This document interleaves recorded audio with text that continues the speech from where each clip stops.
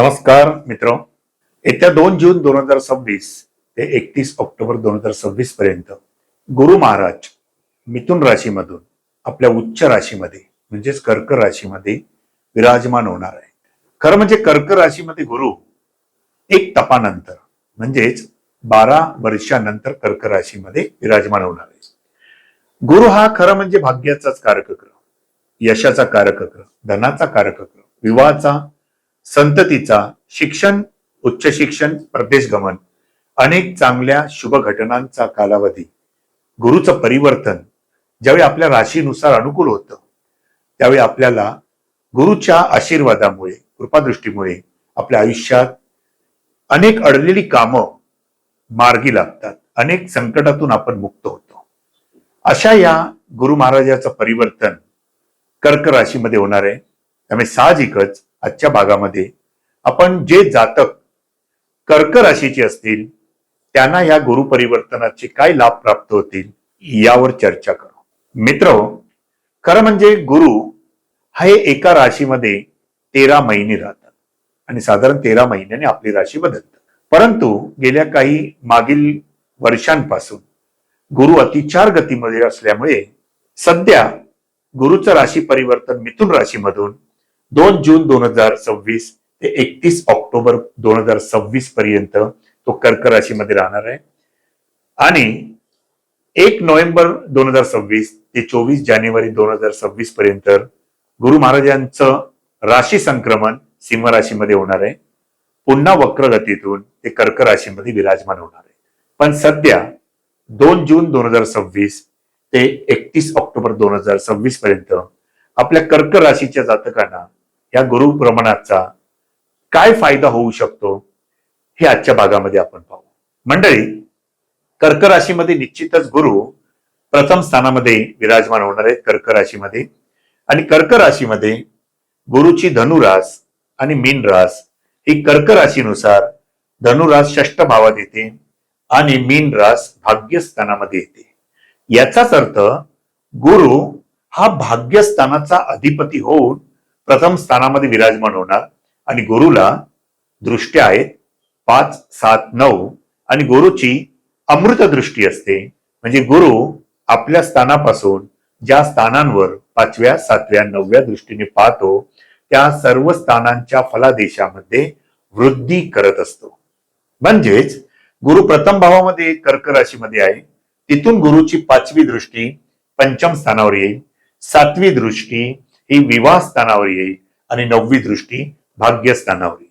म्हणजे या तिन्ही स्थानांच्या फलादेशामध्ये आता पुढच्या कालावधीमध्ये गुरु महाराज आपल्या अमृत दृष्टीने त्या स्थानांच्या फलादेशामध्ये वृद्धी करणार आहे. हा सुवर्णमय काळाचा फायदा जे जातक विद्यार्थी दशेमध्ये असतील त्यांना सध्या विद्याभ्यासामध्ये प्रगती करण्यासाठी उत्तम कालावधी आहे. मित्रहो, जे कोणी जातक पंचम स्थानावर गुरुची दृष्टी असल्यामुळे नवविवाहित जर का जोडपं असेल आणि ते आपल्या संततीची प्रतीक्षा करत असतील किंवा आपल्यापैकी काही जातक विवाह होऊन अनेक वर्ष झाली असतील, संततीसाठी अथक प्रयत्न केले असतील परंतु पदरी निराशाच पडली असेल तर घाबरून जाण्याचं कारण नाही. गुरु महाराज आपल्या राशीला येत आहेत, ते भाग्यवर्धक काही घटना घेऊन येतील. म्हणजे त्यांची अमृत दृष्टी ही पंचम स्थानावर म्हणजे तुमच्या संततीच्या स्थानावर होणार आहे. त्यामुळे जे कोण संतती इच्छुक असतील त्यांच्यासाठी हा एक मोठा परिवर्तनाचा कालावधी येणार आहे. म्हणजेच त्यांना नजीकच्या कालावधीमध्ये, पुढच्या या कालावधीमध्ये संतती प्राप्तीची खुश खबर, नक्कीच आनंदाची बातमी ऐकायला येईल. तसेच जे कोण जातक विवाह करू इच्छित असतील परंतु मागील काही वर्षांमध्ये विवाहामध्ये अनेक बाधा आल्या असतील, अनेक अडचणी आल्या असतील आणि काही कारणामुळे जर का त्यांचा विवाह होण्यामध्ये काही अडचणी येत असतील तर आता गुरुच्या पूर्ण दृष्टीमुळे विवाहातली बाधा दूर होईल. कारण गुरु जिथे पाहतो त्या स्थानातले सर्व अडथळे दूर करतो आणि आपल्याला त्या स्थानाचे फलादेश चांगल्या तऱ्हेने प्राप्त करून देतो. म्हणजेच आपल्यापैकी जे जातक विवाह करू इच्छित असतील तर बहुत करून जर का तुमच्या कुंडलीमध्ये महादशा आणि अंतर्दशा अनुकूल असतील तर या गुरु परिवर्तनाचा लाभ नक्कीच आपणास प्राप्त होऊ शकेल, म्हणजे विवाहातली बाधा सुद्धा दूर होऊ शकेल. मंडळी, जे कोण जातक नवीन व्यवसायाला प्रारंभ करू इच्छित असतील तर त्यांच्यासाठी हा एक सुवर्ण कालावधी आहे. गुरुच्या अमृत दृष्टीमुळे तो 7व्या स्थानावर दृष्टी ठेवत असल्यामुळे जर का आपल्यापैकी कोणी नोकरी सोडून व्यवसाय करण्याची जर इच्छा असेल आणि मागील काही वर्षांमध्ये आपण त्याच्यासाठी अथक परिश्रम केले असतील, परंतु काही कारणामुळे त्याच्यामध्ये अडचण आली असेल, तर हा जो येणारा कालावधी आहे या कालावधीमध्ये निराशा झटकून द्या आणि श्रम करायची तयारी ठेवा. नवीन व्यवसायाला चांगल्या तऱ्हेने आरंभ होऊ शकतो आणि पुढील काही वर्षांमध्ये व्यवसायाची भरभराट सुद्धा होऊ शकते. तसेच गुरुची 9वी दृष्टी ही नवम स्थानावर येणार आहे. खरं म्हणजे नवम स्थान हे भाग्यस्थान म्हटल्याने गुरु हा भाग्याचाच कारक ग्रह आहे. गुरु आपल्या स्वतःच्याच राशीला त्याच्या 9व्या दृष्टीमुळे 5, 7, 9 या दृष्ट्यांमध्ये गुरुची 9वी दृष्टी ही अत्यंत शुभकारक आणि भाग्यकारक मानली आहे. त्या गुरु महाराजांची 9वी दृष्टी ही आपल्या भाग्यस्थानावर येणार आहे. म्हणजेच आपल्या भाग्यात अनेक सुवर्ण संधी चालून येतील, अनेक ऑपॉर्च्युनिटीज येतील. आता ह्या संधीचं सोनं करणं मात्र तुमच्या हातात आहे. कारण गेल्या काही वर्षांमध्ये आपण परदेश गमन करू इच्छित असाल किंवा उच्च शिक्षण घेण्यासाठी परदेश गमन करू इच्छित असाल किंवा उच्च शिक्षण घेण्यासाठी सतत प्रयत्न करत असाल, पण त्याच्यामध्ये काही ना काही अडचणी आल्या असतील, तर आता या सर्व अडचणी दूर होऊन तुम्ही तुमच्या ध्येयापर्यंत नक्कीच मार्गक्रमण करू शकता. म्हणजे गुरुच्या या 9व्या दृष्टीमुळे भाग्येश भाग्यालाच बघतोय. ज्यावेळी भाग्येश भाग्याला बघतो त्यावेळी भाग्यामध्ये अनेक संधी चालून येतात, पण संधीचं सोनं करणं हे मात्र तुमच्याच हातात होऊ शकतं. कारण आपण दैववादी राहून चालत नाही, तर प्रयत्नवादी सुद्धा असणं गरजेचं आहे. तर आताचा जो कालावधी येणार आहे मित्रांनो, तो तुमच्या आयुष्यामध्ये अनेक चांगल्या संधी घेऊन येईल. जे कोणी जातक आता प्रौढ अवस्थेमध्ये असतील आणि ते काही तीर्थयात्रा करू इच्छित असतील, तर त्यांचे मनोरथ ह्या कालावधीमध्ये पुढील वर्षामध्ये नक्कीच या ठिकाणी सफल होऊ शकतील. म्हणजे त्यांच्या तीर्थयात्रा अनेक यशप्राप्ती आणि सफल होऊ शकतील. फक्त आता एक गोष्ट लक्षात घ्या, जसं आपण गुरुच्या चांगल्या शुभ परिणामांचा आपण एक या ठिकाणी आढावा घेतला, तसाच गुरु या कुंडलीचा षष्टेश होऊन लग्नस्थानामध्ये आणि गुरु ज्या स्थानात असतो त्या स्थानाची पण वृद्धी करत असतो. खरं म्हणजे गुरु हा षष्टेश आहे, म्हणजे रोगस्थानाचा अधिपती होऊन तो प्रथम स्थानामध्ये येतोय, तनुस्थानामध्ये, तुमच्याच राशीमध्ये. गुरु ज्या वेळेला येतो आपल्या राशीमध्ये त्यावेळी जातक हो थोडे सतर्क राहा.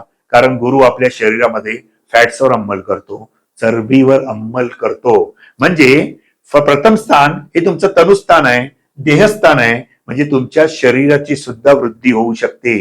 त्यामुळे जरा आपलं शरीर या ठिकाणी आरोग्य कसं, आपलं आरोग्य कसं अगदी छान राहील याकडे तुम्ही सतर्क राहा.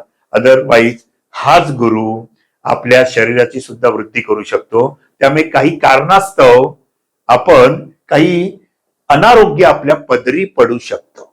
त्यामुळे मी इथे सूचित करू इच्छितो की या ठिकाणी तुम्ही वर्षभर सुद्धा आपल्या आरोग्याची विशेष काळजी घ्या. आणि जर का तुमच्या स्वतंत्र कुंडलीमध्ये महादशा अंतर्दशा या काही रोगस्थानाशी निगडीत असतील तर या ठिकाणी काही आजार सुद्धा डोकं वर काढू शकेल, हे लक्षात घ्या. आता कर्क राशीच्या जातकांना कुठला कालावधी जास्ती चांगला राहू शकतो, तर लक्षात घ्या, कर्क राशीमध्ये पुनर्वसू नक्षत्र येतं, पुष्य नक्षत्र येतं आणि आश्लेषा नक्षत्र येतं. म्हणजेच त्याच राशीमध्ये गुरु या तिन्ही नक्षत्रातून भ्रमण करणार आहे. 2 जून 2026 ते 20 जून 2026 पर्यंत गुरु महाराज पुनर्वसू नक्षत्रामधून भ्रमण करणार आहेत आणि पुनर्वसू नक्षत्राचा स्वामीच गुरु आहे. म्हणजे गुरु स्वतःच्याच नक्षत्रातून भ्रमण करणार आहे. पुनर्वसन करणं म्हणजे जर का आपण काही जागा बदली करू इच्छित असाल, नोकरीमध्ये बदल करू इच्छित असाल, काही ट्रान्सफर घेऊ इच्छित असतील, तर हा कालावधी त्यांच्यासाठी अत्यंत लाभदायी आहे. 20 जून 2026 ते 18 ऑगस्ट 2026 मध्ये गुरु पुष्य नक्षत्रामध्ये भ्रमण करणार आहे. पुष्य म्हणजे पुष्टी करणे, वृद्धी करणे, आणि गुरु हा सुद्धा वृद्धिकारक मानलाय. आणि म्हणून या ठिकाणी गुरु पुष्यामृत योग निर्माण होणार आहे. कारण गुरु पुष्य नक्षत्रामध्ये 12 वर्षांनी येणार आहे. हा योग आहे गुरु पुष्यामृत योग, आणि हा योग अनेक काही चांगल्या घटनांसाठी अत्यंत फायदेशीर असतो, हे लक्षात घ्या. 18 ऑगस्ट 2026 ते 31 ऑक्टोबर 2026 पर्यंत गुरु महाराज आश्लेषा नक्षत्रातून भ्रमण करणार आहेत. तर आता जे जातक आपल्यापैकी पुनर्वसू, पुष्य आणि आश्लेषा नक्षत्राचे असतील त्यांच्यासाठी 2 जून 2026 ते 31 ऑक्टोबर 2026 पर्यंतचा कालावधी कुठल्या नक्षत्रासाठी अनुकूल आणि चांगला परिणामकारक असेल ते आपण पाहूया. पुनर्वसू नक्षत्राचे जे जातक असतील त्यांच्यासाठी 2 जून 2026 ते 18 ऑगस्ट 2026 पर्यंतचा काल अनुकूल आहे. जे जातक पुष्य नक्षत्राचे असतील त्यांच्यासाठी 2 जून 2026 ते 31 ऑक्टोबर 2026 पर्यंतचा काळ म्हणजे फार मोठा कालावधी अत्यंत शुभ घटनांचा असू शकतो. जे जातक आश्लेषा नक्षत्राचे असतील त्यांच्यासाठी सुद्धा 2 जून 2026 ते 31 ऑक्टोबर 2026 पर्यंतचा कालावधी अत्यंत अनुकूल आहे. मित्रहो, गुरु कर्क राशीमध्ये आपल्या उच्च राशीमध्ये येणार आहे.